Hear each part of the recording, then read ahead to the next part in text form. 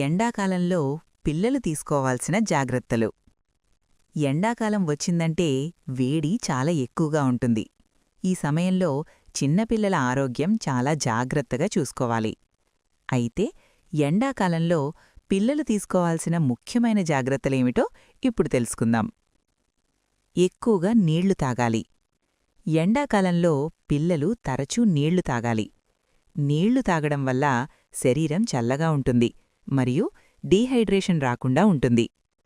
మధ్యాహ్నం ఎండలో బయటకు వెళ్లకూడదు. ఉదయం 11 గంటల నుంచి సాయంత్రం 4 గంటల వరకు ఎండ చాలా ఎక్కువగా ఉంటుంది. ఈ సమయంలో పిల్లలు బయట ఆడుకోవడం తగ్గించాలి. తేలికపాటి బట్టలు ధరించాలి. పిల్లలకు కాటన్ బట్టలు వెయ్యాలి. ఇవి శరీరానికి చల్లదనమిస్తాయి మరియు చెమట ఎక్కువగా పడకుండా చేస్తాయి. చల్లని మరియు ఆరోగ్యకరమైన ఆహారం తినాలి. పుచ్చకాయ, దోసకాయ, మజ్జిగ, కొబ్బరినీళ్లు వంటి ఆహారాలు పిల్లలకు చాలా మంచివి. ఇవి శరీరాన్ని చల్లగా ఉంచుతాయి. టోపీ లేదా గుడ్డతో తలకప్పాలి.